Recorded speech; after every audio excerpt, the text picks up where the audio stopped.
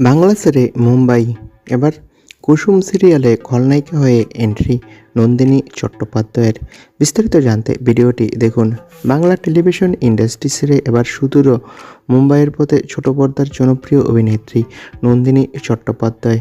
একাধিক বাংলা ধারাবাহিকে কাজ করলেও অভিনেত্রীর ভাগ্যে সেভাবে বড় সাফল্য ধরা দেয়নি, তাই কেরিয়ারে নতুন মোড় আনতে তিনি পাড়ি দিয়েছেন বলিউডে।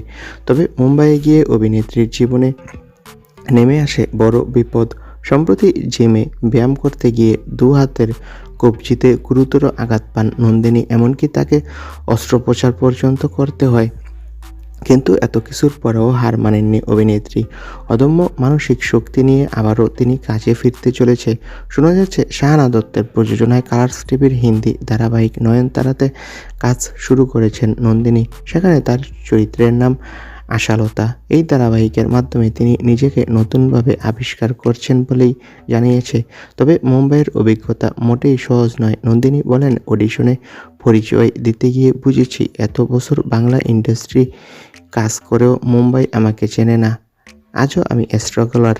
আর এবার নন্দিনীকে ঘিরে এলো আরও বড় চমক। শোনা যাচ্ছে খুব শীঘ্রই জনপ্রিয় ধারাবাহিক কুসুমে খল চরিত্রে এন্ট্রি নিতে চলেছে তিনি। প্রশ্ন একটাই, নন্দিনী কি এবার কুসুমে ভয়ঙ্কর ভিলেন হয়ে দর্শকদের মন কাঁপাবেন? সেটা দেখতে দর্শকদের অপেক্ষা করতে হবে।